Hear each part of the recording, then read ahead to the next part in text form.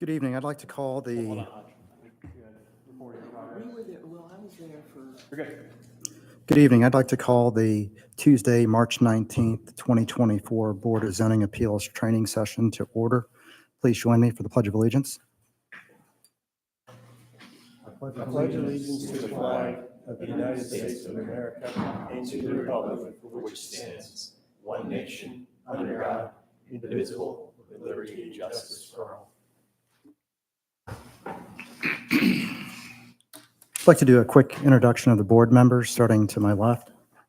Billy Carmen, Adam Danella. Hodge Patel, Lauren Holmes. Nicholas Horton. Emily Schnari. Michael Cardamon. If we're introducing ourselves, I'm Paul Fricky with Gerard and Davis. We're the city attorney. thank you.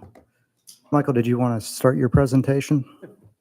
Thanks again for putting everything together for us. It's always very helpful. You're very welcome. Welcome, board members. Thank you.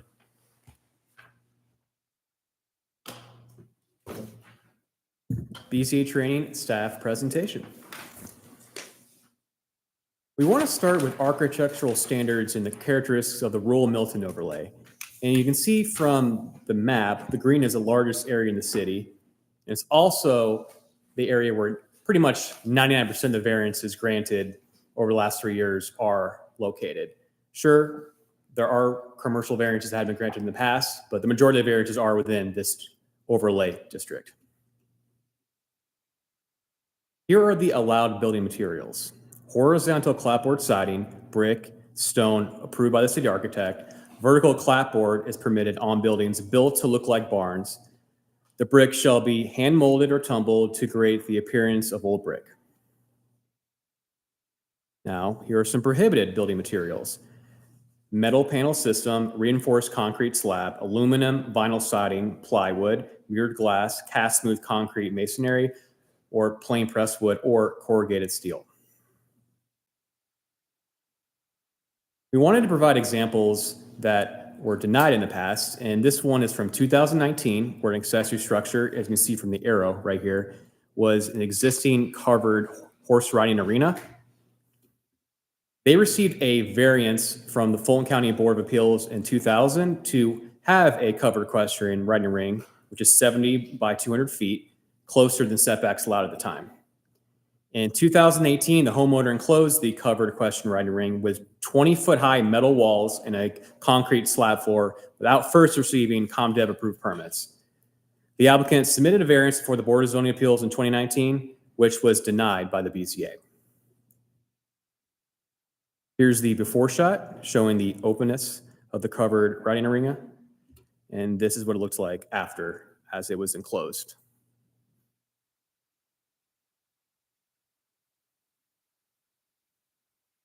Here's another example of variances that were denied, and this was in 2022 for 3 accessory structures. All 3 structures are from the 1960s, were dilapidated in nature, and the applicant chose not to renovate the structures. All 3 structures were eventually demolished after the BZA denied these variances.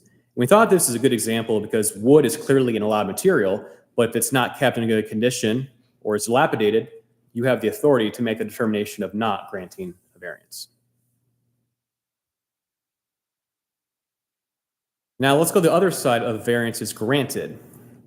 And staff wants to point out, you do have architectural purview if something is granted a variance, whether that's building materials, you think there should be more windows. I know that's on the face value more of a DRB recommendation, but you guys are the final yes, no when it comes to these recommendations and making them conditions of approval.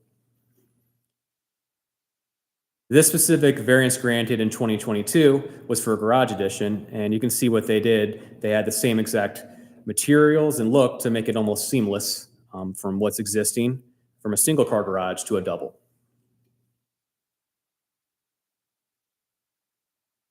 This was a guest house approved to be in front of a primary house in 2023, and the existing home is right here, and the guest house is right in the front. The condition of approval was existing tree screen of 25 feet in depth along the south and east property lines shall remain. We thought this is a great example because a lot of times, and actually, at the most recent case of January, tree screening was approved as a condition. But if something is really wooded, you can actually make a condition that existing trees to remain. And in this case specifically, the guest house was visible from the cul-de-sac. So the BZA wanted to make sure that the existing tree screening of 25 feet in depth remained on each side of the guest house. This was the primary house for this variance request, and this is what they proposed for the guest house. And I wanted to show an example because the architecture was received very favorably by the BZA at the time, as it matched the existing primary house. Well, this time I'm going to pass it over to the ComDev Director, Mr. Bob Buscemi.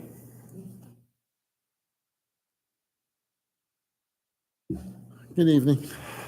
I'm Bob Buscemi, the ComDev Director, and I was the city architect. I've basically been with the city really since its formation. I was brought on board pretty early on in the city, the city's development. And I just want to say a few words that it's boards like these. We have several boards, right? We have DRB, we have Planning Commission, and BZA. And it's boards like these that really have such importance in maintaining Milton as Milton. I think Milton has become a very special place, but we had a presentation last night on branding, and the consultants came up and said, Milton is Milton because it was very intentional to make Milton Milton. Very important. Milton is not a great place because it's just Milton. I mean, you can pick out cities all over the state of Georgia, and none of them are equal to Milton. Milton is the richest city in the state of Georgia. It's been awarded the highest quality of life in the state. We just got noted as the best city in Time and Travel and Leisure magazine. We are getting award after award. So everybody says, well, that's great. Everybody wants to come here now. I have people from California coming in and from northern states and Texas, and everybody wants to move. People coming in even up front from Florida. Everybody wants to move to Milton. And it's like, okay, why is Milton so special? We made Milton special. That's very important for this board to understand because it was the BZA that basically said, okay, we're going to have rules and regulations in the state and in the city that we have to adhere to, and we're going to maintain those as best we can. And we'll give relief when we need to. But relief, having certain standards is very important because relief is granted to help somebody who basically meets the criteria that we ask you to look at, which is the four standards. But you have to remember that people driving by, the neighbors, the city at large, is all impacted every time we give relief to the code. So the codes are there. We set minimum standards, say 25-foot side yards. We do that because we want to make sure that we have a certain distance between the property line and where your structures are. That was a distance that we felt was very important. Some developments you'll see, you go to White Columns, you go to a couple of these CUPs, and those distances have been modified. And they're very different developments than the standard rural Milton overlay. So when you're driving down, we have these bucolic roadways, and everybody said, wow, they look really great. Well, that's because we put in a requirement, the council put in a requirement that said we need a rural view shed. We want the roads to look bucolic. We don't want them to look suburban like Johns Creek. And I mean, they're good cities, but we're different, right? We're Milton. So all of the rules that are put in place. So if I buy a piece of property and I say, well, I'm okay because I know my next door neighbor can't put a big enclosed storage building like you saw in one of the examples up against my property line, and then somebody comes in and does that, I mean, it really impacts your property, right? Because now you're looking at it. So it's easy to say, well, you know, we have property rights. We want to give people relief. But what about the neighbors? What's the impact on their properties? So when I buy a piece of property, I know I've lived in Milton many years, and when I bought my property, I wanted to make sure that people adhere to the rules around me, because otherwise I feel like they were impacting my quality of life. So it's a very important aspect of what you do as the BZA, because you can waive most of the rules, like things like uses and stuff. You can't touch. But a lot of these rules, like putting structures in setbacks, where they're located, what they look like, very, very important, because the aesthetic, we have a Milton-esque aesthetic. And that Milton-esque aesthetic is what is driving Milton to be Milton. And if we give that aesthetic up, then Milton's not going to have the brand and the character that we all come to enjoy and see, because you'll see over time through attrition, we are slowly changing the old Milton, the pre-Milton, to become Milton. Now we're looking at, you know, Deerfield. We're saying, okay, we have a lot of old shopping centers. We want them to be new shopping centers. We want them to look Milton-esque. How do we do that? Well, it's through attrition. People come in and we say, look, you know, you can't modify your old stuff. You need new. And people are going to take down the old and build brand new and make it look good. It might be an old house that we want to keep in the city of Milton. And we want to look at that house and we enjoy the visual aesthetic of that house. It might be something that you want to give some relief to, but you don't want people to see it. So what do? You're allowed to put a condition that says, look, I want some screening. Maybe it's visual screening. These are options that you have. So you could say, look, you know what? We understand it's been there for a while. You know, it's okay, right? Nobody's objected to it. But we'd still like to have some screening, because we don't want to have to see that aesthetic. So it's not like you have to say no all the time. I mean, there are situations where the boards have said yes to folks, right, based on the criteria. They have some serious hardships. And in those cases, I think it is important for the board to be with the mindset of, okay, you have met that criteria standard, and we think it's okay to let you have this relief. However, how do we ensure that the next door neighbor or somebody walking down or somebody looking to purchase the property even in the future, how do we ensure that we maintain that Milton-esque quality? Well, there's different ways to do it. We could put some screening in. We could say, look, you know, you have to modify it. You have to, especially with the architecture. We want the modification of the buildings to look like they belong in Milton. We don't allow corrugated buildings, metal buildings. We want things to look real nice. So even when people build barns and stuff and storage sheds, we make them look like barns. We try to maintain that character of Milton.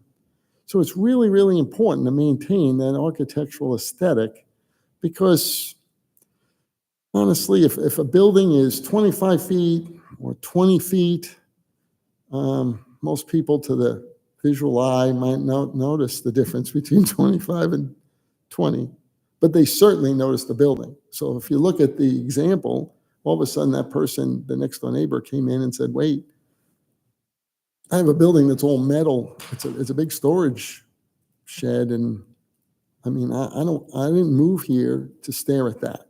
And I think a lot of neighbors in that area looked at that particular building and said, Bob, this is not something that we think belongs in Milton. I think this would deteriorate the aesthetic of Milton. And it does impact the city at large, because the city has a certain standard. So in that particular case, the BZA actually said no. I will tell you, they did bring it into court and try to fight it, and the city won. So we have other cases where the BZA has said no to something, Somebody built a big tree house. And the BZA said, no, we will not permit that tree house. It's 3 feet from the property line and it's 2 stories high. And I don't think that your next door neighbors should be staring at that tree house. Right? Because people, every time we tell them no, they go, all right, we'll go for a variance. They try. But the boards in the past have been pretty restrictive and said no. And then then the person said, well, I don't want to take it down. And then they go to court.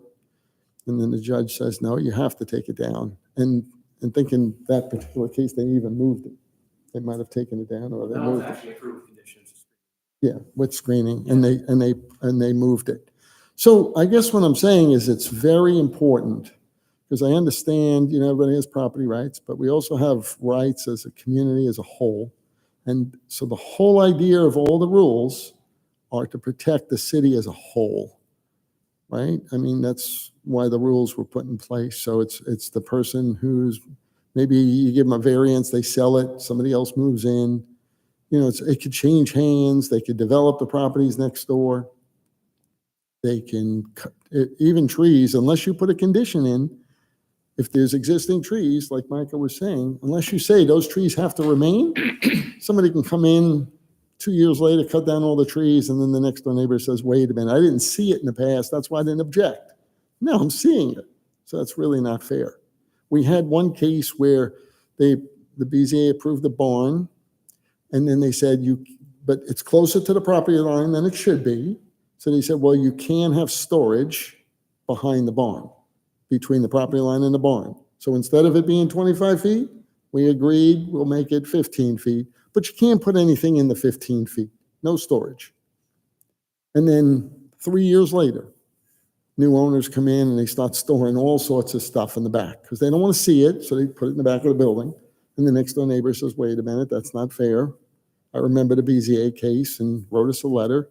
And we went out there and had to tell the owner, you can't store anything behind the barn because it's okay. They didn't object to it being 10 feet closer than it should be, but they really didn't want to have a lot of junk stored back there because that's what happens. People start storing stuff and it becomes unsightly. So these conditions and these cases, I guess I'm saying they live on for a long time. People actually look at them 5, 10, 20 years later, and they're saying, wait a minute, this is what the BZA had allowed, because otherwise people forget and they just start doing things. So having conditions to mitigate some of the impact that you're giving relief on is not uncommon. So prior BZA boards have been very good about this and keeping things intact and saying, okay, architecturally it should look good. It should be screened. It should not have storage around it. Something that mitigates the impact of giving that relief. It's almost like, geez, do we give relief to anything just to give relief? Everything, the whole idea is that there's a reason for putting all that rules and regulations in place. So when you give relief, how are you mitigating the impact of that relief? And I'm saying that there's conditions that can be placed. So I want everybody to know that, because it's not uncommon for BZA boards, and this particular board in all the years that we've been here, putting in conditions. Almost most of the variances have conditions assigned to them. They say you have to build it only to the site plan. You can't modify it. You can't store things. You have to screen things. You have to upgrade the architecture to at least make it look compatible with what the building is. So that's what Michael was showing you. Some of the ones that we've approved, we said, yeah, okay, you need a garage. We understand you can't put it somewhere else. Let's put the garage, but we want it to look similar to the house. Now, I will tell you, if you don't put that condition in, people will come in and say, I just want to build a garage that's totally incompatible with the architecture of the community or the house. And it really does kind of stick out. So it's, because people say, hey, I could save some money. There are people in Milton that put a lot of money into their homes. Then there's some folks that will say, hey, I want to build it to the minimum. I don't want to spend any money. I like living in a nice area, but I don't want to spend any money doing it.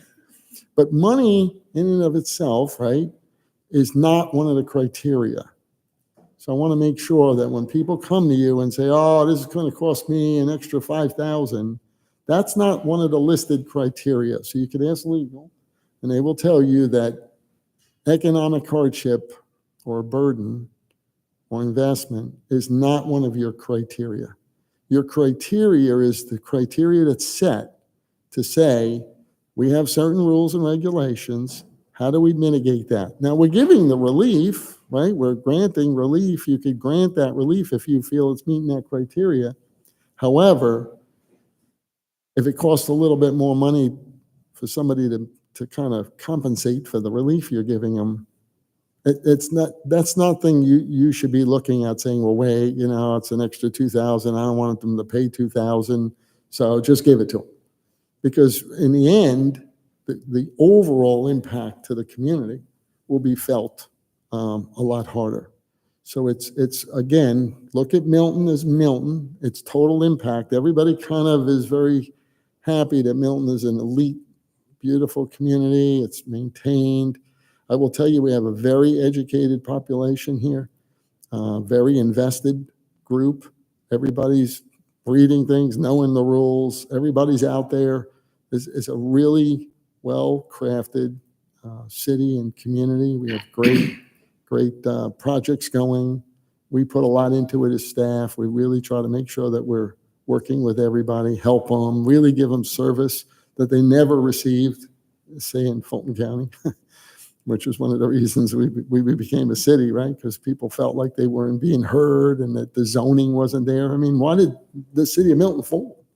Because they told everybody, look, Fulton County is allowing all of these developments and, they're sort of not really here. We need control of our zoning. We need control of our land use. We want local control. And that was why the city became a city. It was one of the major reasons that we formed as a city. And a lot of cities form. Some of them don't even have police and fire. They just form for that local control of zoning. And it's really, really important to maintain some level of that control. And you can do it in the ways that I described by saying, yes, we understand that you might need relief. We can add conditions. Yes, we want to make sure that things look that way. So I'm kind of here because it's architecture. And of course, architecture is very passionate to me. I feel like we have hit the point of threshold where there's more new Milton-esque style than there is old Fulton County. And I think that's the reason why you'll see the city just keep blossoming and doing better and developing. And we do maintain that look and feel. There might be a nice old house that is sitting on the roadway and it's been there for a long time and it's in nice shape, right? And it kind of looks that way. And maybe they want to keep it as an accessory structure. And that's okay. But the boards in the past have said, listen, we want a deck put on the front of the house because it's lacking a deck. And decks, porches are very Milton-esque. So maybe you can add a porch to the front of the house. We don't really mind you leaving it, but add a porch. Maybe you paint it or you put new siding on it or a new roof. Man, let's put a new metal roof. It's got a green roof and we want it to be a metal roof, a galvanized roof. So we're giving the relief, right? The board is saying, yes, we think you've met the criteria. We're granting relief. But there's nothing wrong with saying, but we also want it to kind of be brought up to date so that when we're driving by it, it looks nice. So there's all different types of variances that you're going to grant. And I just wanted the board to be aware that as part of the training is that when you're granting those, it's not uncommon through all the years that I've been here for the boards to say, yes, we understand. We think you've hit that criteria and we want to give you relief, right? Because you met the criteria and you've shown that, demonstrated that. But on the same token, we also want to mitigate any impact to the neighbor or to the community. And we'd like you to, do some improvement to the property. And maybe that's just landscape to screen something or have a play structure and not have bright orange colors. We have people some of these play structures, people will spend $40,000 and build a little play structure and it's got all bright red slides and green slides and, neon green and yellow.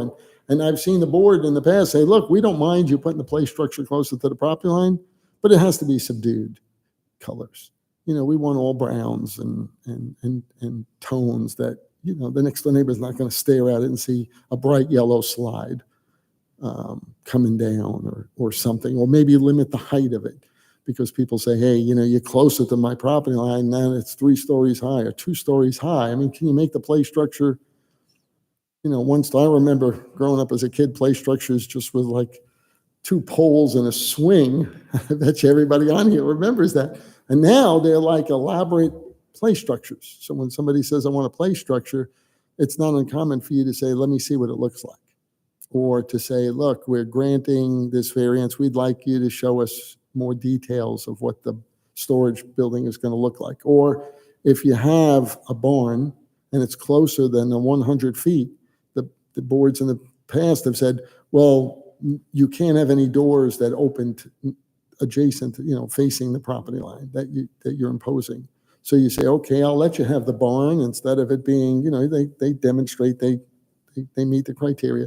Instead of putting you're putting the barn instead of 100 feet, you're moving it to 60 feet from the property line. But you say, look, you can't have any windows or you can have fake windows so it looks pretty, but not operating doors and storage and things like that. So that the operation of the barn isn't impacting the neighbor. It's kind of on the internal portion of somebody's property, right? These are just examples that I've seen over the years that this board has said, Bob, we think we can grant some relief, but we're going to put some mitigation in there to make sure that they're not really adversely impacting the person that they're trying to encroach on. So I think it's really important. There's a lot of examples, and if the board feels that they know an example is out there, but there's not one the night of the meeting, it's not uncommon to say, look, you know what, we're going to defer this. We could defer it 30 days and work with staff, come back with some other solutions, and we'll take a look at it. So like pools, when pool applications come in, we sit with them before they even get to you. We have a pre-app. We sit with people and say, well, what are you doing with your pool? And honestly, I really don't think anybody in the city of Milton should be denied a pool. So I work very hard, make sure staff works very hard to say, look, if you want a pool, let's work with you. Let's figure out a way to do it. Now, maybe you're not going to get a 40 by 50 pool in your backyard, right? I mean, it's kind of big, but we'll make sure you get a pool. Well, let's make sure the decking is correct. Let's make sure the location is correct. So we really work with applicants to try to figure out ways to either totally eliminate the variance or to ask for the minimum. So if somebody comes in and they're asking for a whole lot, it's not uncommon for the board to say, you're asking for a lot. We do think you meet the criteria, but you're asking for a lot. I mean, that's you're asking for everything. I mean, I think you can still get what you're looking for, but just at a reduced size or a reduced amount of impact. So maybe they don't get a huge pool. They get a little bit smaller pool, or they relocate the pool slightly, move it over.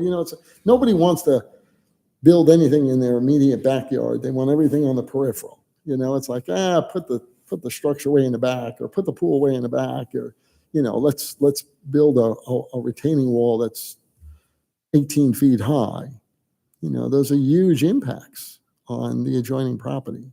So if the board, and it's been like this many times in the past, they've said, listen, we're going to defer it because we want you to go back and work with staff. Something just doesn't feel right here. We think there's probably another way that you can redesign this and get it to work and allow us to give you some relief. We're here, we're looking, it's kind of more positive than negative, but we don't want huge impact. So we'll go back and work with staff, and we'll just take a 30-day deferral. We go back, they work with us, and then they're more serious, because when they first come in, they're like, Bob, why should we do anything? We'll just take our chances. The board's easy. They'll just grant it to us. Why reduce anything? I'll ask for everything. They're going to give it to me. But if the board says, no, we think you need to work, at least they come back and they can go, and then they come back 30 days later, and staff can get up and say, yeah, we did work with the applicant. This is the minimum, or we can reduce it, and we'll give you those options. And then you can weigh in those options to say, okay, we still meet your intent, but we're trying to weigh that in. So I'm just trying to give you broad examples of different things that the BZA has done in the past. I appreciate all your service, and I think it's a great board. It's been a great board since day one.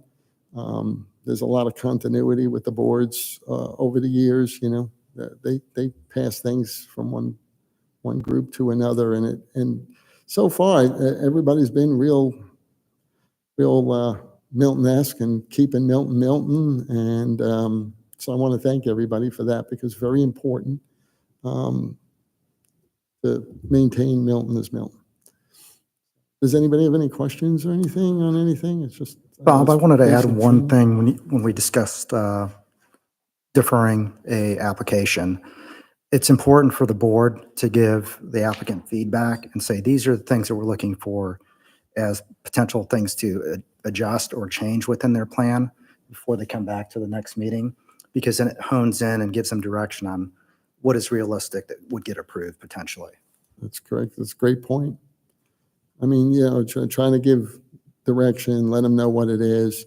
A lot of applications have been deferred, and we've worked with the staff and the applicant, and we've come up with great solutions.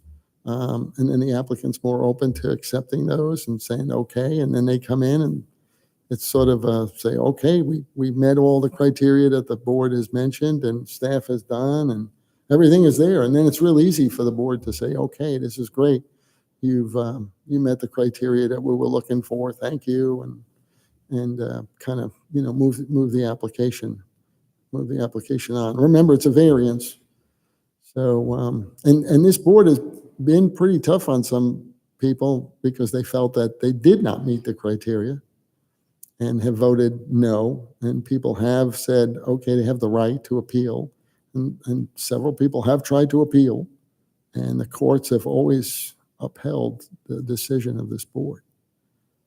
That's an important thing to know too, that, the courts take it very serious when this board denies something, that they really have to show some real compelling reason why the courts would overthrow that, because the board is the board.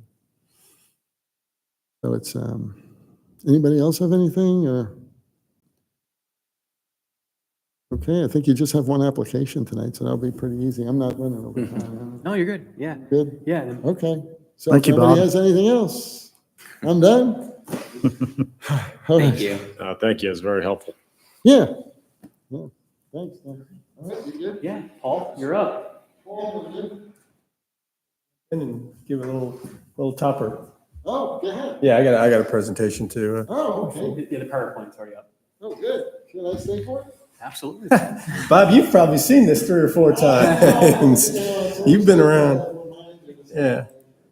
How do I get mine up? This is not mine. It's at the bottom. Oh, I see. Nope. There we go.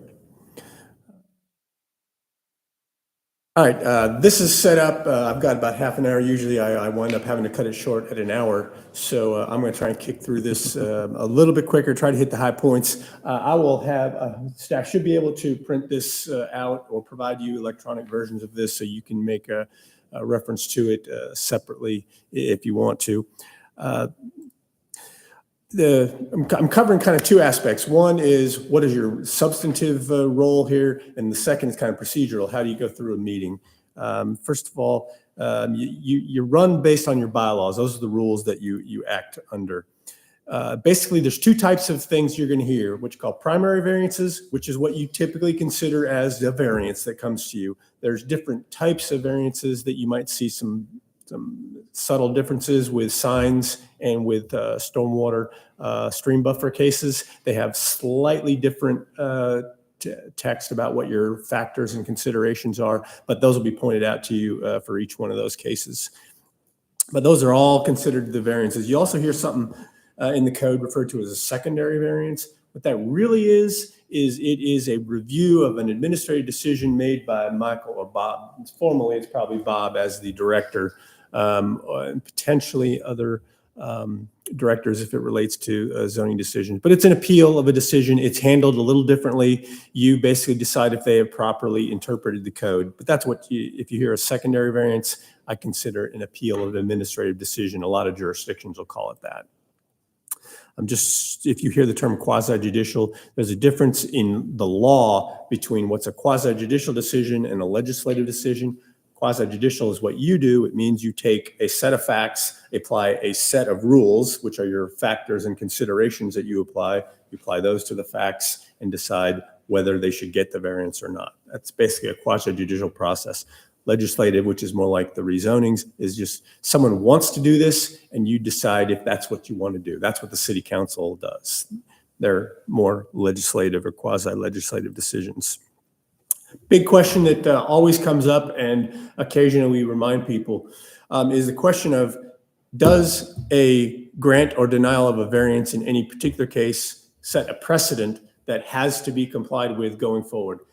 The technical answer is no, it does not. Every property in Georgia is considered unique, and each situation is going to theoretically present a different set of facts, whether it's 10, just across the street, well, maybe it's facing south instead of north, and that makes a difference.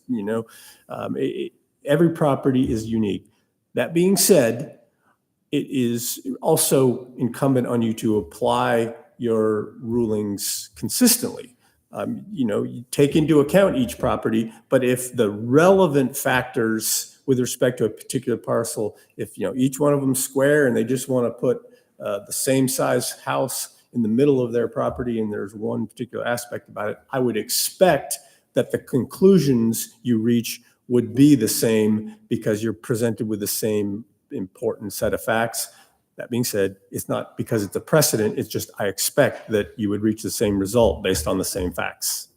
Any questions about that? Because that's something that often comes up and it often gets repeated for the public on occasion. I just want to make sure it's a clear understanding. Anyone? Okay, great. That gets us to the merits of what y'all do, and the importance is, what are the variance standards? And this is the legally what is set out in the code. There are 4 standards. Bob kind of mentioned one, and we'll get to that, but let's go through all of them. First is, relief if granted would not offend the spirit or intent of the zoning ordinance. That's kind of a broad, little bit nebulous. It brings in some considerations of what do you think the intent with a particular zoning provision was? What, do you think this is still in the spirit or intent of that provision? But the idea is, if the code absolutely prevents you from doing something and there's an obvious reason for doing that, you're not supposed to say, well, that's okay, we don't care, we're going to go ahead and do that. Now, if it says 25 feet and 15 feet, and if you think 25 feet was to protect the neighbor from the building that you're building, and their house is 400 feet on a large parcel away, maybe the 15 feet isn't anything to worry about because the intent was to protect the views from the neighbor. And they're 400 feet away, so it's not going to be a problem. That's the kind of thing that it means. Second, such extraordinary and exceptional situations as to create an unnecessary hardship due to size, shape, or topography, or other extraordinary and exceptional situations or conditions. And then there's also not caused by the variance applicant. And sometimes you might consider that a 2A and 2B.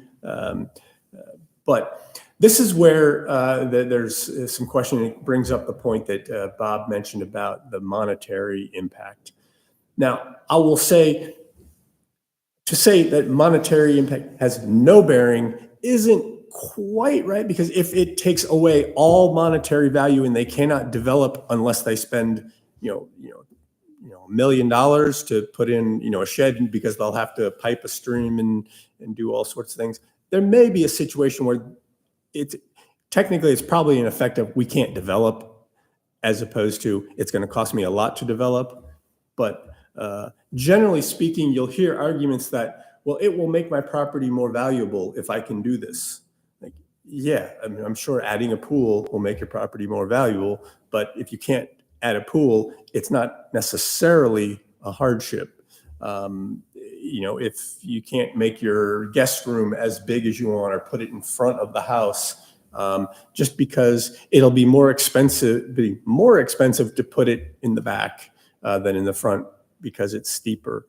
Those are factors that theoretically it's not a hardship just because it might cost more. At some point in time, you reach the point where development becomes impractical or economically infeasible. But that would be an extreme situation. I don't know if I've ever really run across a situation where it's impossible to develop. There may have been one or two in 30 years that I've been doing this, but that tells you how rare they actually are.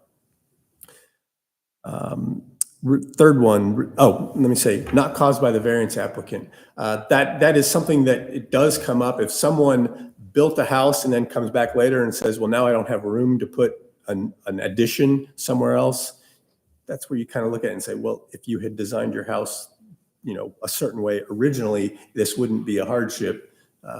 If you put your house close to the stream, well, you can't put your garage even closer to the stream. So sort of questions. That's where that comes into play. Third, relief if granted would not cause a substantial detriment to the public good and surrounding properties. Basic application of the variance standards is it going to impact the neighbor?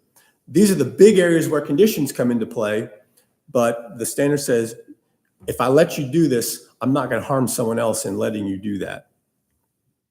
The same 4 is very similar, but it's just in a larger picture. Public safety, health, and welfare are secured. Substantial justice is done. Again, it's a little bit more of a nebulous concept as to what you consider public health, safety, and welfare. But generally, the concept is are you going to harm the neighbor or the public in general if traffic is increased? Things of that nature.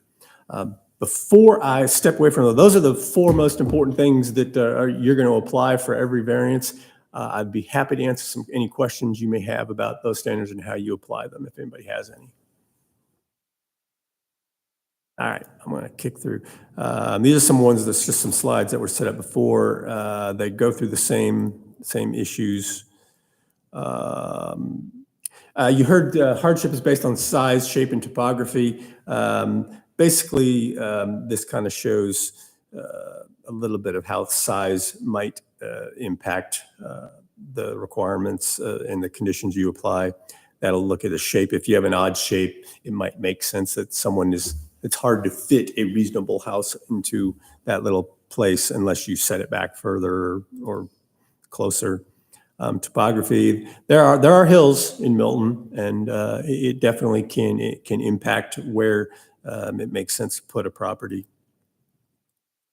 I mentioned sign variances. Basically, the idea is that it makes it, instead of all those 4 criteria, basically you look at whether, and I think we still have these in the code going forward, even in the new UDC. We haven't changed them yet, but there's always talk about whether we might revise these. But the current standard is whether existing foliage or structures make it difficult to see the sign, basically, to read a sign. That's the standard that you apply. And whenever one of those come up, we'll make sure that those criteria are identified. Stream buffers, there are different technically code sections that apply to the standards. If you're not aware, there's a 25-foot state setback or buffer, undisturbed buffer from a stream. The city then adds on another 25 feet, which you'll often hear referred to as the 50-foot buffer. So that's an extra 25 foot of non-disturbance. Don't dig, don't replace, don't do anything in that buffer. And then there's another 25 feet, so a total of 75 feet. And you'll sometimes hear the 75-foot setback, which says you can't put impervious surface in that setback. So you can disturb it, you can remove the vegetation, but you can't build like a barn or put a driveway. Can you put driveway? You can't. That's impervious. Yeah. I'm sorry, in the 75-foot setback. So there are you have the ability to grant variances to the 50 and 75 that the city imposes. You can't do anything to make any changes to that first 25 feet. The standards are in different sections and they read differently, but they're largely the same. So there's not really much you have to do in terms of understanding that this is a buffer setback. We'd probably tell you they're different standards, but in essence, they're very much the same. Just a quick question on Yeah. that. And the 75 foot, is fencing allowed? You put that? No, I was talking to Bob. I just want to make a quick point. In the city's infancy in 2006 till now, we've never granted a variance to the 50 for a new structure. So I wanted to share. And then, Can you put sorry, fencing for as 75? fencing, You can put it into 75, You is can. my understanding. Yeah, it doesn't impede the flow of water. sure. Okay. That's the, Paul, one of the other things that we've done in the past when an application is for work anywhere near the buffer, we put a condition on there requiring silt fencing to make sure the contractors stay out of that area. Okay. Because a lot of times contractors here, they don't know all the rules, and it's better to have the silt fencing in place to protect that buffer. Yeah. There's aside from the specific requirements here, I mean, there are also things to look at, and there's some interesting things in there which include whether alternative designs are possible. Is that a requirement? I feel like there was a requirement to show that you tried to come up with a less invasive option before you actually come up with a request for a variance. Also, yeah, here it is, least, and show that it's at least as protective of natural resources in the environment if you issue the variance. And a lot of times this will come through conditions that you impose. Hopefully they make some suggestions as to what they're willing to do. A lot of times you may get some of those proposed. Moving on to, I'm going to move on to meetings and the more procedural issues if there aren't any other questions about the merits. Part of this will go into conditions, which is somewhat substantive, somewhat procedural, and I do want to hit conditions because it's important. Your rules set up the order of the agenda. They set up the order of how a variance runs. Just real quick, the basic concept is the chair calls the application, staff will present the staff report, and then the board can ask questions, staff or myself if there's any legal questions. Then the chair opens the meeting, calls the applicant to come up. Applicant makes a presentation. Some are more formal. Some are just, I wanted to do this. That's all I know. I don't know what else to say. And they're not sure what to do. You then have an opportunity to ask the applicant questions. It should be used as a time to get clarification that they can answer a question. It's not really intended to be a time to debate the merits necessarily amongst yourselves. That can be done later after you've heard from all the sides, but really it's just they're here, they're in front of you. If you're unsure about what the history of a particular portion of the property was, or if the plan is to have vaulted ceilings versus regular ceilings, you can ask questions like that of them at the time. And I think Hodge does a pretty good job of maintaining that their time of presentation, because there are time limitations, you can ask questions and it's not necessarily going to count against them for the 10-minute limit that each side has. After they go up, the chair asks for any people that want to speak in support. It happens. It's less common than those in the public that want to come up and speak in opposition. A lot of times people bring up some neighbors that they want to show that the neighbor supports what they're doing. So they'll have the neighbor come up and just basically say, yeah, we support it. We think they're doing a great job. We're happy to see it. And that's it. After that, those against come up and they'll have 10 minutes. If there's 20 people, the idea is to get maybe one person to speak for all of them or for a majority of them. As I said, as a baseline, each side gets 10 minutes. So the applicant and those in favor get 10 minutes, those opposed get 10 minutes. It is within your purview if you see that either the applicant or those in opposition are taking more than 10 minutes, and it is useful to you to hear the additional information that they may say, to extend that time. Simply make a motion to extend the time and it will have to be both sides, for an additional 2 minutes, 5 minutes. You can try to figure out what makes sense. And theoretically, you can actually do it a series of times. It's probably best not to keep having to make motions, but if you need to, you can. Again, it is applied equally to those for and against, just pursuant to the zoning procedures law. State zoning procedures law requires that each side have equivalent time. So after those in opposition speak, the applicant has a chance to come up, present any rebuttal testimony. They don't have to, but they're offered the chance to do that. After that, that should end the voluntary submission of public input.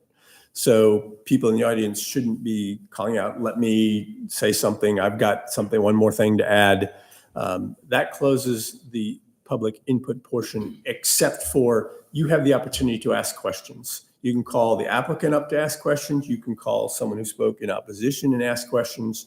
You do have the ability to ask questions. Now, they're not supposed to come up and present new information or new arguments or provide it without your invitation to do so. Play that.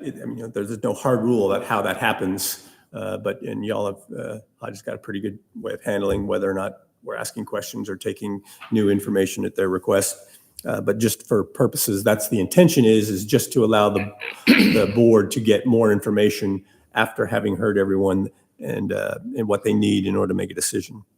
Anyway, then the hearing is declared, the hearing portion is declared closed, and now the board takes it under their consideration. The process is supposed to be where there's initially a motion, a second for the motion, and then discussion, and then a vote on the motion. Sometimes there's maybe a little discussion before the motion actually occurs, which is maybe okay. The idea is to have a formal motion under formal rules, to have a formal motion that is what you're discussing. And you can discuss whether you're in favor or against the motion, but that's the way it is intended to play out. The vote on a motion, I've got it set up here next. I'm here. The motion can be to approve, to partially approve. So if you've got 3 variance requests, you can grant 2 of them and deny 1 of them. You can make the motion to grant 2 and deny 1. You can take them separately. It's entirely up to the board. It doesn't matter if you want to go one by one in each of the requested variance, that's totally fine. Whatever the motion is. You can approve and impose conditions related to the application being considered. You can deny. You can hold for further study. And the code says not less than 30 days. Basically, usually you say to the next meeting. I don't know if we've run across it, the 30-day requirement kicking in. Or if there has been a request for withdrawal that wasn't put in timely before the application was advertised for a hearing, an applicant withdrawal. Sometimes these get heard at the beginning of the meeting, or just they come up and staff will present saying, the applicant has submitted a letter requesting withdrawal and you vote to consider it. I don't know that there's ever been a situation where the request for withdrawal has been denied, but that is something that you would have to vote to actually do. I'm not going to go too much into secondary variances. They've only come up a few times.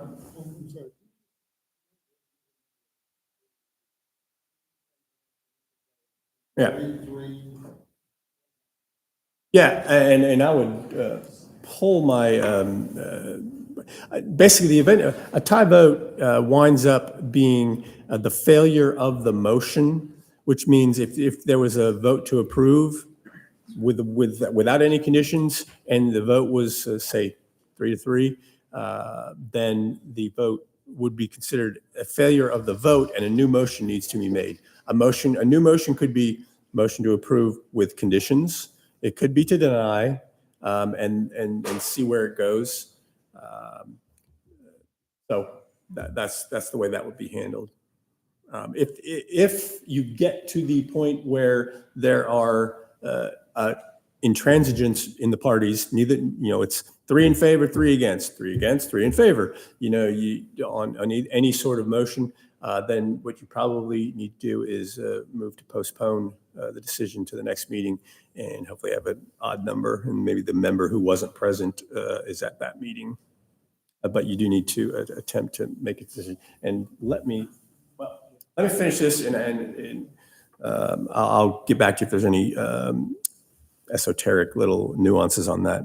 I mentioned secondary variances and appeals. They're a very different procedure. They look a lot more like a court case with witnesses and questions and answers from the people out here. We'll bring you up to speed on those when they come up. They've come up probably not even once a year, maybe once every other year.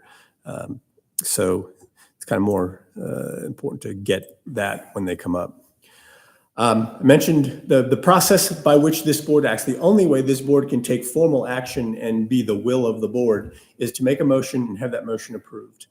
Whether it's to approve a variance, whether it's to deny a variance, whether it's to ask staff to take some sort of action, whether it's to ask the city council to consider changes to something. It has to be done through a motion and approval, a motion second and a vote to approve with a majority of the members present. I've put on the presentation, it's preferable to put the motion in writing. That's less a case here. Usually there's kind of just approve or deny. If you want to, but the bigger thing, if you go into a situation knowing that if you've looked at it ahead of time and you know you're going to want some conditions, if you write them up ahead of time, you can you can just hand them to Hodge or something. If you make a motion and read them, then he's got them. We can put them in the record, and staff can know exactly what was intended and what the way the motion is read. It's beneficial. Doesn't happen nearly as much on this board, I don't think. It's just something to think about if you've looked at it ahead of time and know you're going to put some complicated conditions that require certain types of design or material elements. Might be a time to consider it. Again, I put there consistency is the goal. If you put a certain type of condition on one application for a horse barn that's next to a neighbor. If there's another one that's very, very, very similar, you probably want to consider the same conditions. I put on here, avoid so moved. Theoretically, the motion should be understood from the text of what it's saying rather than having to go back to what someone just said. So Hodge says, I'm looking for a motion to adjourn, and someone says, so moved. You know, everybody knows what's happening, but it's better to say motion to adjourn.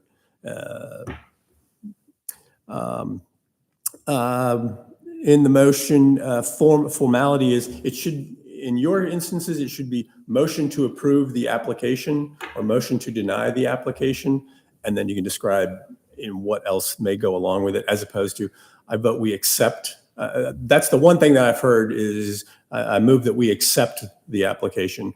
Technically, the staff already accepted it when it came in the door. You're approving it. Alternative. 6 o'clock now. Okay. Oh, my watch has 3 minutes. Okay. Well, very good. I have put some important information about conditions and some other things in the packet. Please go ahead and get a copy of it, whether electronically or on paper, and take a look at it. As always, I am happy to answer any questions you may have. My information should be available. I can certainly get it to you if you need it. Awesome. And that's it. I'll let you. Thank you, Paul. Thank you, Paul. I'll make a motion to adjourn the Board of Zoning Appeals training. Second. Get a motion from Hodge, a second from Adam to adjourn. Any discussion? Seeing that there's no discussion, I'll call for a vote. All those in favor say aye. Aye. All those opposed say nay. Motion passes unanimously.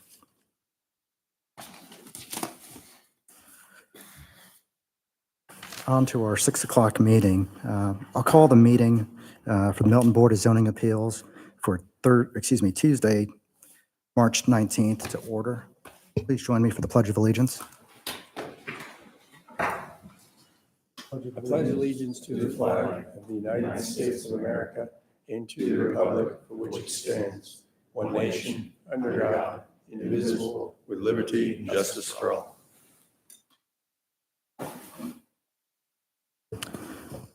Let's begin with the introduction of board members, starting to my left. Good evening, Zach Middlebrooks. Billy Carmen. Adam Danella, Hodge Patel. Zach Stafford. Lauren Holmes. Nicholas Horton. Thank you. Item 4 on our agenda this evening is approval or amendment of the agenda. I'll seek a motion to approve tonight's agenda as published by the City of Milton. make a motion to approve tonight's agenda as published. I second. Get a motion from Adam to approve this evening's agenda as published, and a second by Zach. Is there any discussion? Seeing that there's no discussion, I'll call for a vote. All those in favor say aye. Aye. All those opposed say nay. Motion passes unanimously. Item 5 on this evening's agenda is approval of the past meeting minutes. I'll make a motion to approve the January 16, 2024 meeting minutes as revised and republished by the City of Milton. Item 3A and 3B were updated to include the nominees for the chairman and vice chairman, and that is in our packet this evening. Did you make the motion? I made a motion. Second. Get a motion from Hodge and a second from Adam to approve the past meeting minutes as revised and republished by the City of Milton. And these are the January 16, 2024 meeting minutes. Any discussion? Seeing that there's no discussion, I'll call for a vote on the motion. All those in favor say aye. Aye. All those opposed say nay. Motion passes unanimously. Item 6 on this evening's agenda is consideration of primary variances. The Board of Zoning Appeals is a quasi-judicial board comprised of resident volunteers of the City of Milton. The board is charged with hearing requests for variances from the standards of zoning ordinance and appeals of administrative determination. With regard to decisions on primary variances, the board's basis for decision is provided by these 4 considerations. A, relief if granted would not offend the spirit or intent of the ordinance. And B, there are extraordinary and exceptional situations or conditions pertaining to the particular piece of property that the literal or strict application of the ordinance would create unnecessary hardship due to size, shape, or topography, or other extraordinary and exceptional situations or conditions not caused by the variance applicant. And C, relief if granted would not cause substantial detriment to the public good and surrounding properties. And D, that the public's safety, health, and welfare are secured and that substantial justice is done. The first case this evening is V24-04, 200 Hereford Road. Billy wants to make a statement before we begin. Due to my location to this property variance, I live across the street from the applicant. I'm going to have to recuse myself from this meeting. That's fine. I think you can step down.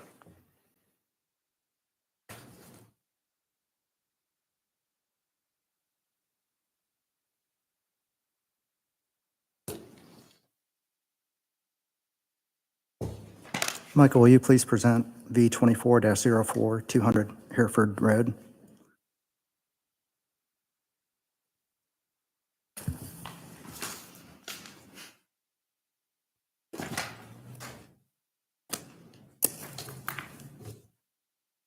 Good evening again, board members. B24-04, the applicant is Matt Thrash, and the address is 200 Hereford Road. The applicant is seeking the following variance: to reduce the existing barn housing animals distance requirement from 200 feet to 62.8 feet adjacent to the east property line, section 64461B. Here's the area of the property. This is the existing home to be demoed. If you follow my cursor, and this is the existing barn to remain, seeking the variance, 62.8 feet from the eastern side property line.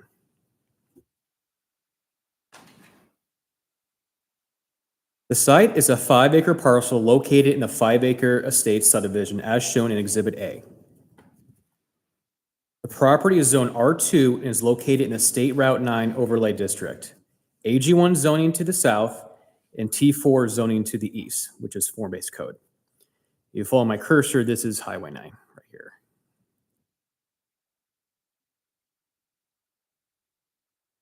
Buildable setbacks for lot are a 60-foot front, 2 15-foot sides, and a 40-foot rear setback. The applicant is seeking a variance to reduce the existing barn housing animal distance requirement from 200 feet to 62.8 feet. The lot has a depth of 647 feet and a width of 230 feet at the street and 261 feet at the rear property line, as shown in the survey in Exhibit B. The survey details the property has an overall 32-foot drop from grade. The front yard has the steepest topography, while the backyard has the flattest topography, where the barn is located. The owners purchased the property in May 2023. Per the applicant's letter of appeal, this property has been an active horse farm for over 40 years. The applicant's plan is to demolish the existing single-family home and build a new single-family home in its current location. The original single-family home was built in 1979, and the barn is believed to have been built in the same time frame. The barn has a length of 48 feet and width of 23 feet and 4 inches. Elevations are shown in Exhibit C. The applicant plans to repair and replace any damaged wood beams, siding, or post. The applicant is proposing to stain the barn with Sherwin-Williams 3046 pine cone and replace existing standing seam metal roof. And here's the color sample and the sample of the proposed new standing seam metal roof. The adjacent neighbor map is shown in Exhibit D. We have support from 285 5 Acre Road, 305 5 Acre Road, 320 5 Acre Road, and 240 Hereford Road. And today we received a conditional approval letter from 210 Hereford Road, and I'll expand on that later when we get to that letter. Here are the letters of support.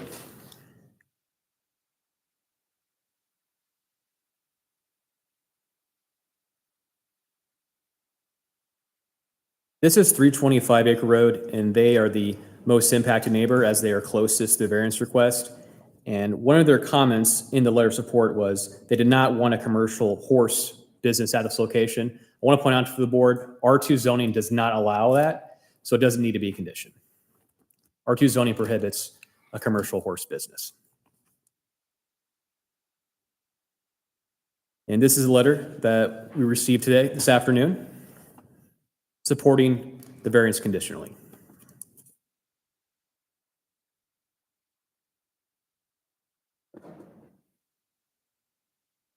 Here's page 2 of the letter.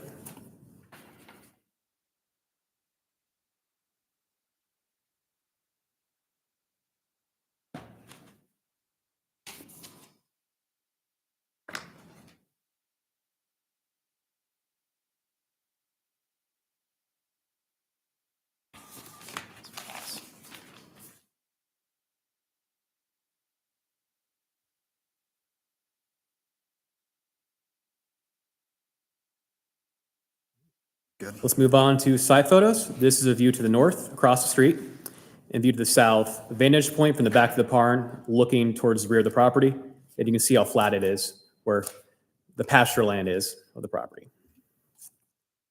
View to the east and west. Here's a view from the street.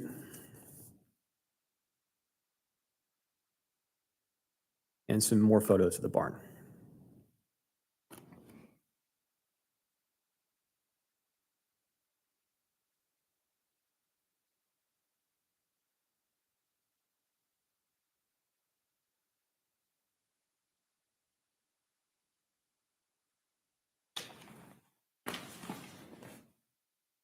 And here's some photos of inside the barn.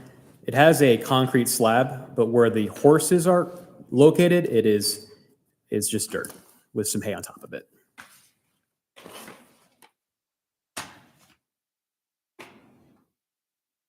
On March 5th, 2024, the DRB met and had the following comments.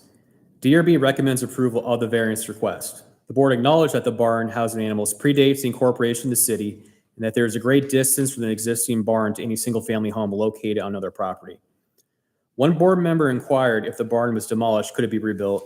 Staff answered if the variance is granted, the barn could be rebuilt in the exact same footprint.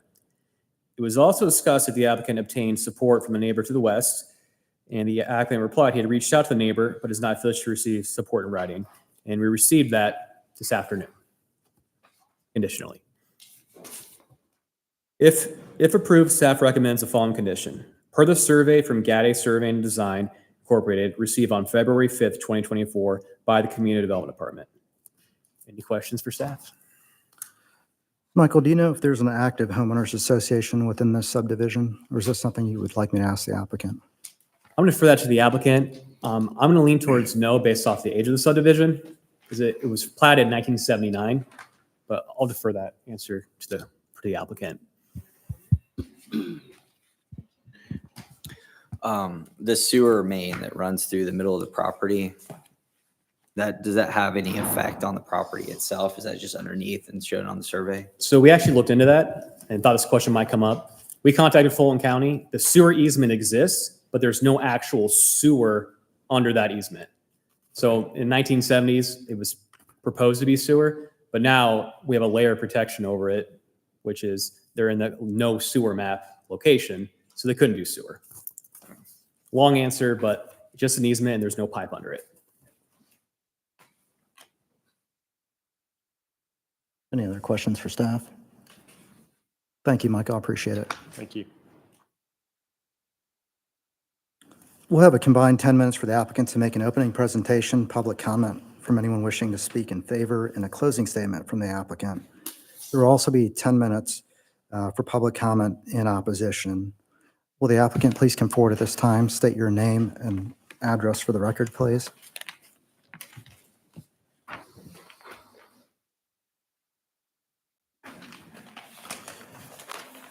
Anyone wishing to speak this evening, Michael's in the back there. If they can fill out one of the yellow cards, I'd appreciate it. Yeah, we did. Thank you.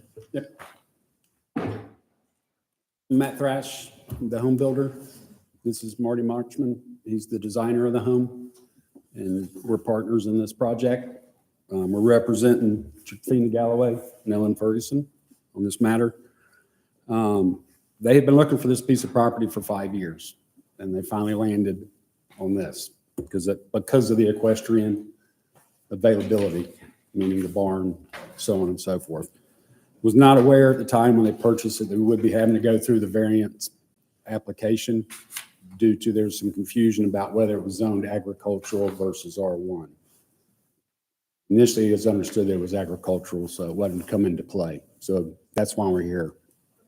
Let me ask you real quick, sorry to interrupt you, but based on that, there was in this letter, I assume you wrote, they were told by their blank that the stable could remain. And that goes along with kind of what you're saying. There's some confusion. So there's something missing here in that sentence. So they were told by their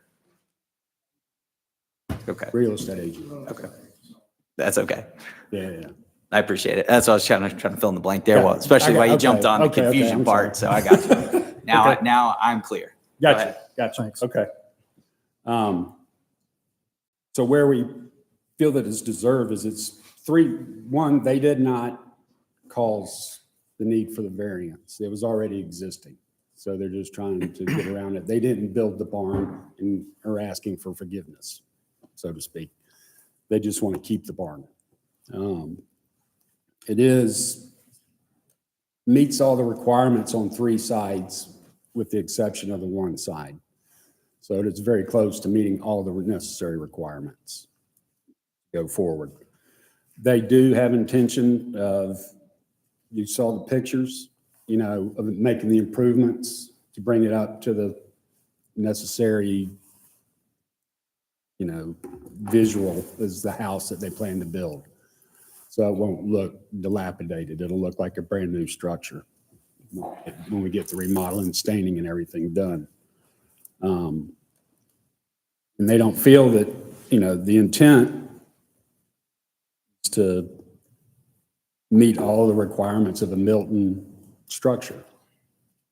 They're not trying to circumvent any of that. Marty, you got it. Marty, Microphone. can you state your name and address for the record as well, please? Thanks. 1514 Sheridan Road, City of Atlanta, Georgia. Thank you. Now, they did not realize until after purchased the property, that they had to get a variance on the barn. So that was a hardship that we had to overcome, and we're trying to do that now. Realize that we don't have, we, we're not going to affect anybody else in the neighborhood. I think we've talked to most of the neighborhoods. We have one gentleman here who wants to speak about the project. We do need relief, and if it's granted, it won't harm any of the neighbors or anybody else. Not going to be a detrimental effect. I'm open for any questions that y'all might have. Sure. One question I have for you. My understanding is that the variance is needed as part of the demolition process on the current home that's there, and you need to bring the barn structure into compliance. With your construction on the new home, is that going to happen simultaneously with the work that you referenced on the barn? In terms of, Yes, okay. it'll concurrently. Yes. And if there was a condition placed on it happening concurrently, would you have an issue with that at all? No. Thank you. What's your current timeline on We're, the project? as soon as we get through this phase, we're going to apply for permit. And as soon as we get the permit, so as fast and as soon as possible. And what's your overall build time, your expectation to have About a year. both It's the a house? pretty extensive build. Yeah. With a pool, so on and so forth. Okay. There's a lot to be done. It's right. a sizable house. And so when you say it's being done, you want it to be done concurrently. I mean, basically, are you looking to do the house and then that project by the restoration or remodeling, or would you be doing that and then building? The same guys are going to be building the house, will be doing the renovation on the barn as well. Okay. So we would move one crew, get the house. Just, done. okay, so Yeah. whatever, yeah, I understand how that works. Yeah. Okay, so it's the same Same crew. whole thing same- doing everything? Exactly. Is that, okay. One other question for you. Is the homeowner association active for this neighborhood now? Okay. Any other questions for the applicant? If we were to say, no, we want to have you tear it down and build it back somewhere on the property, is there a place on the property that is not 200 feet or less away from the next house? Yeah. I don't think we have it here, but the new home, how is that, what is the style of the new home based on y'all's current designs, and how does that compare to what? You can just give me generally, what's it made out of? What's it gonna roughly look like? In the overhead? Yeah, let's That'd be put on the fine. overhead, please. Thank you.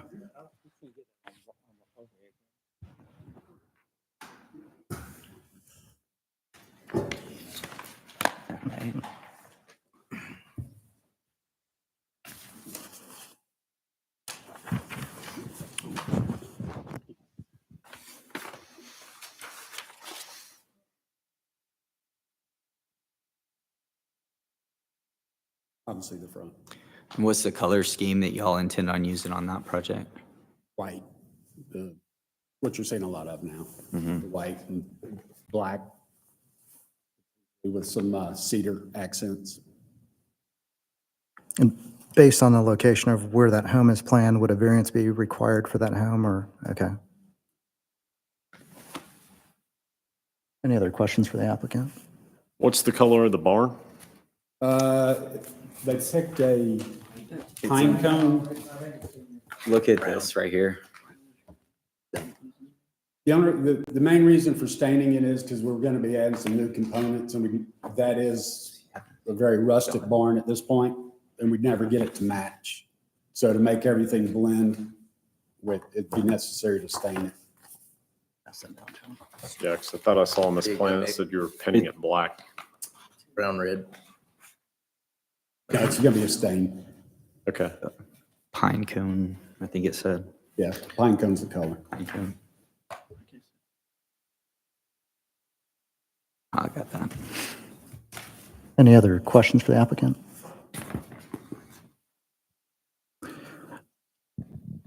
Thanks. Thanks, I appreciate it. Do we have any one wishing to speak in favor? Would you like to speak, sir? Oh, sure, yes. Okay. If you'd like, you can have a seat and we'll listen to gentleman wishing to speak in support. Hi, how y'all doing? Hi, can you state your name and address for the record, please? Yes, my name is Daniel Julia. I live at 210 Hereford Road, right next to the 200 property.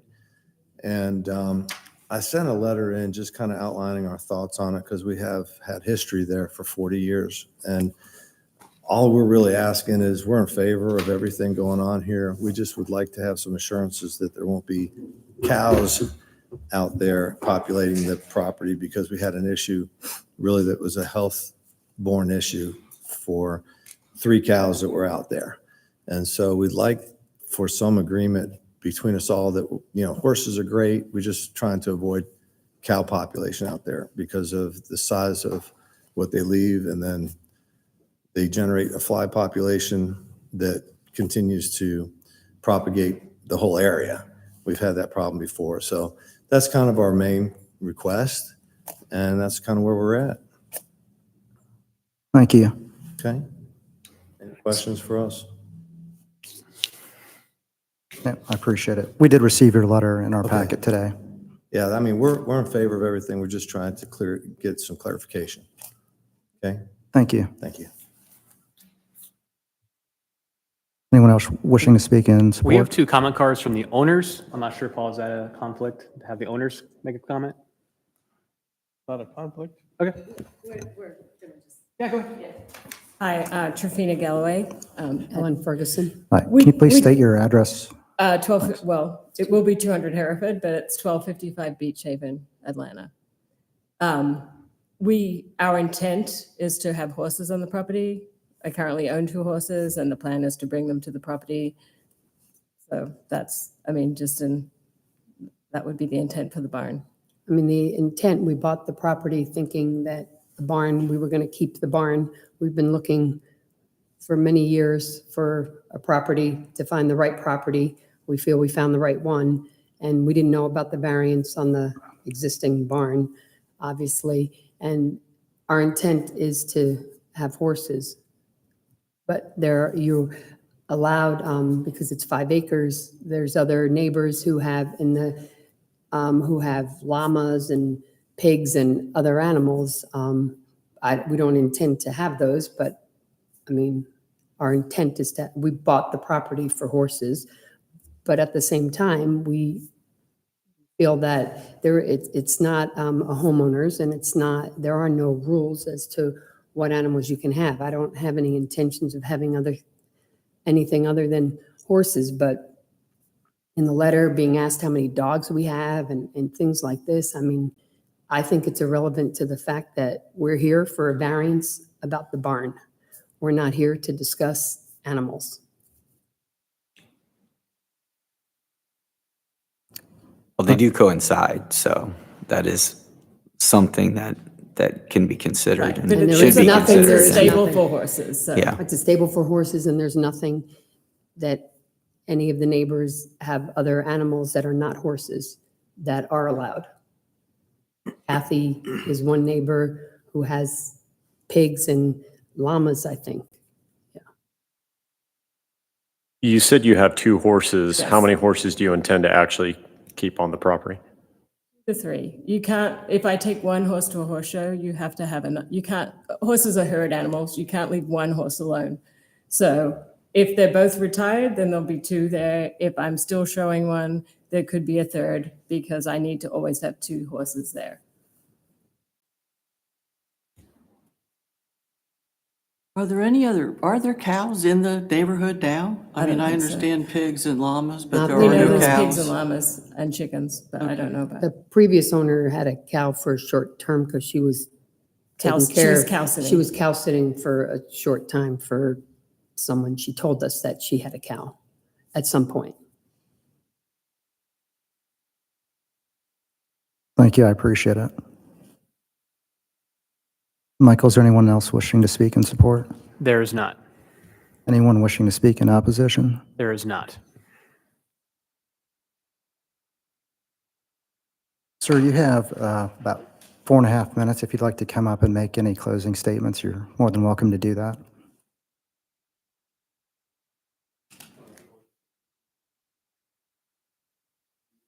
Just to keep the equestrian field for Milton.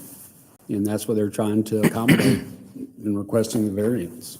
They're not trying to deviate from anything that's already hasn't been there, other than there's the short brief period with the cows. I don't know that anybody's in opposition of it, other than the cows. And just so I'm clear, you're just repurposing the pre-existing structure and you're not tearing down the. No, we're just, no. It's a cool looking barn. It's more of a stable than I would say a barn. And it does have a lot of good equestrian feel to it, the way it's already structured. And there's no change to the height of the actual structure itself? No.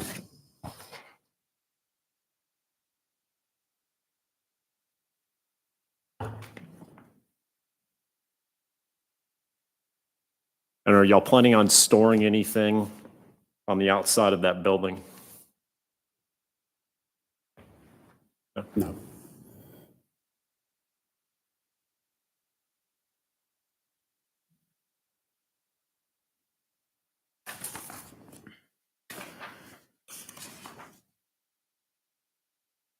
And then directly behind you, is that another neighborhood or? what No, is it's directly- pasture.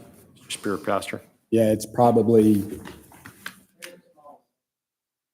there is, but it's 200 or so feet. 300 feet, yeah, to the back property line from where the barn is, the stable.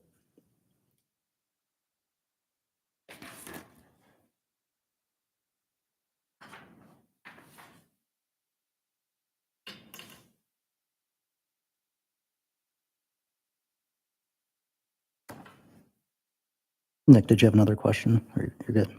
I think I'm good. Thank you. Any other questions from the board members? Thank you. I appreciate it. No? Thank you. Thank you. Any additional questions for staff or city attorney before I close the public portion?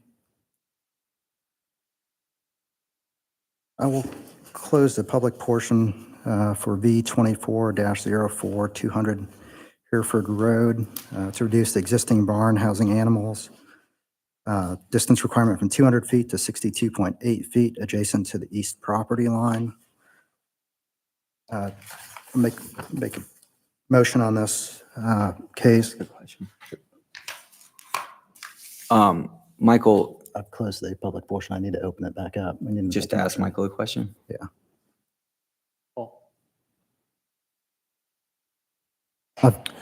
Well, maybe a Paul question. I don't You know. can ask technical questions of It's a us. but- technical question. Yeah. Go ahead. All right. So in the R2 zoning, is there any restrictions on animals?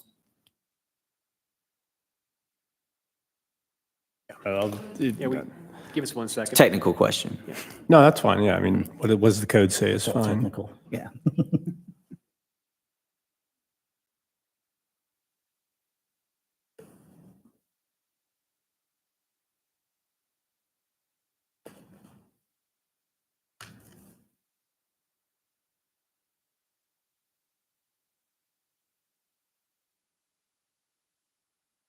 Hooved animals per acre, something like that. Well,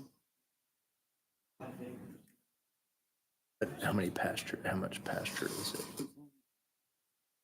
fence one, Right. But of the 5, how much fence? Right. I bet it's probably 3.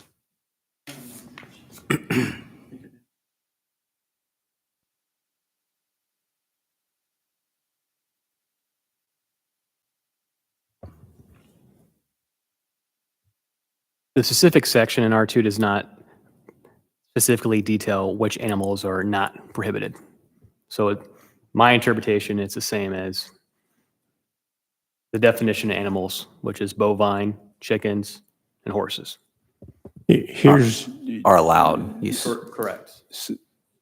Okay, I heard mention about the minimum, 1 horse or other member family per fenced acre shall be allowed So, um, horse or a cow. with a single-family dwelling in single-family dwelling districts. And let's see, then it says CAG1 for standards there, and I didn't see it there.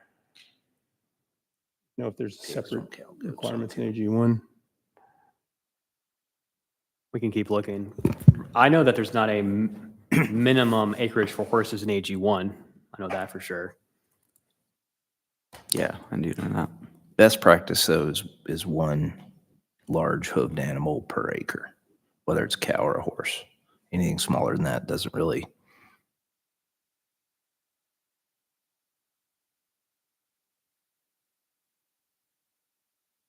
And that's for grazing. Right, and enough Because room. riding arena would Enough exclude room. that. Right, Yeah. right. Anything within the fence where the animals live. So if the property's 5 acres and 3 acres of it is within the pasture, then 3 is the right number of something.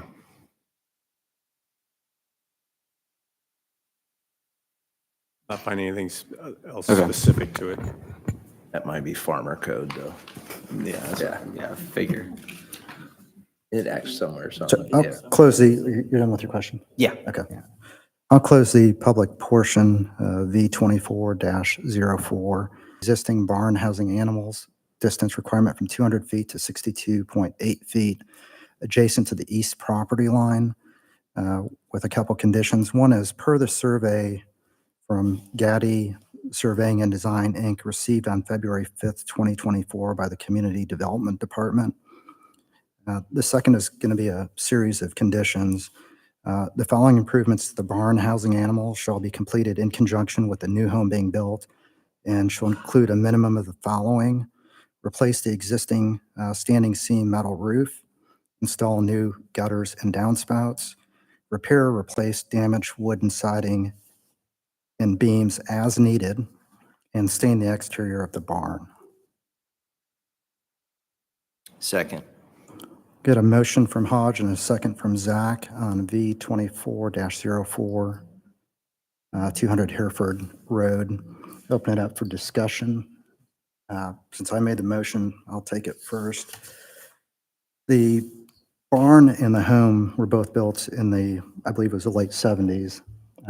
Really predates the city of Milton. All the adjacent properties within that subdivision are all minimum of, or mostly at 5 acres or so roughly. And regardless of whether they relocate that barn, they're still not going to have that separation of 200 feet. They have it from the property owner that's at 210 Hereford Road. And that's the only location where they have the adequate distance on it. So even if we had denied it and asked them to move it somewhere else, I don't think it provides a solution on it. And I feel like it meets all 4 of the criteria. There is hardship here. The structure's been there for 40 years. With the conditions we placed on it and what the applicant stated in their letter, if they're willing to commit to those conditions, we're improving that structure that's been there for 50 years roughly. And you want to add? Yeah, I Anybody agree. else? I agree. And it looks like the meat of the structure on the inside is in really good shape. So we wouldn't want to have them tear that down and have to move the pad somewhere else. That just seems like a not good use of time and money. I wanted to touch on one other point. One of the adjacent property owners did speak in support on a conditional basis, but to put a conditional requirement in terms of what animals are allowed within that property, I don't think is necessarily fair to do that when all the other property owners within that location, general location, have the freedom to bring in equine if they want. I would just add to that, we have heard from the property owners that their intended use is equestrian. So while I understand the concerns in the letter, I think that it's been made clear that this is going to be equestrian use and not any other types of animals that could potentially cause the same issues. Yeah, I think this is an exceptional situation, and I don't think there would be any detriment to the public good or surrounding properties in the location. And I think it presents a problem with the sewer easements and some of the other topography. So I think it does meet the conditions. The one thing I would suggest we add, if anybody wants to comment on this, is I would like to see the rehabilitation happen in a timely manner. I know how construction works. I understand timing on those things, but I would like that to be made a priority because of the exterior condition. So, I would like to see that done within 9 months. I don't know if anybody would be opposed to that being an additional condition. I know it's going to be concurrent, but I would like to see that structure rehabilitated within 9 months. It's up to you if you want to supplement your motion, or if anybody has any comment on that. The only comment I have on that is knowing Can you put him right down so that way? the way building is going, sometimes it's quick and sometimes it's not. And putting a limit of 9 months on there when he's already stated the house is going to take at least a year. I don't, unless he started on the barn first, I don't see how he would fit that in with because we don't know, construction can be a problem with supplies and everything else that's still going You have to on. have 2 deliveries for 2 different sets of wood because you can't have it sit out there for one and not the other. I agree. One of the reasons I put in conjunction with the main house is what I didn't want to see is the main house is completed, all the construction traffic's gone, Completely agree with that. and then they follow up, and now we start construction on the barn. Or I agree with that, remodeling but the trying to barn. put, as long as they're doing it in conjunction, Yeah. that's one thing, but to put a shorter time limit on the barn, I just felt like it just needs to all be done at the same time. Yeah, I think we need to give the applicant a little bit of flexibility in terms of timing on it, since they've already stated it's going to take a year. So anything short of that would be tough. Okay. So let me read this motion. We'll call for a vote. Bill, did you have any? No, Okay. V 24-04 200 Hereford Road. To reduce the existing barn housing animals distance requirement from 200 feet to 62.8 feet adjacent to the east property line with a couple conditions. Motion was by Hodge. Zach had the second on it. It is per the survey from Gaddy Surveying and Design received on February 5th, 2024 by the Community Development Department with the following additional conditions. Improvements to the barn housing animals shall be completed in conjunction with the new home being built and shall include a minimum of the following: replace the existing standing seam metal roof, install new gutters and downspouts, repair or replace damaged wood siding and beams as needed, and stain the exterior of the barn. All those in favor say aye. Aye. All those opposed say nay. Motion passes unanimously. Thank you and continue to work with the city.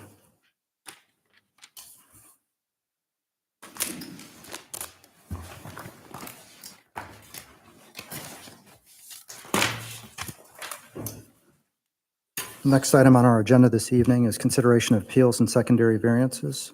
None? Old business, None? new business. Also none. How many cases do we have next month? 3? 3. Okay. Yes. And item 10 on our, any other questions on new business at all? Item 10 on our agenda is to adjourn. I'll look for a motion. Motion to adjourn. Get a second. Second. We had a motion from Adam to adjourn and a second from Warren. Any discussion? Seeing none. Call for a vote. All those in favor say aye. Aye. All those opposed say nay. Motion passes unanimously. Thank you. Don't want to be the second every time.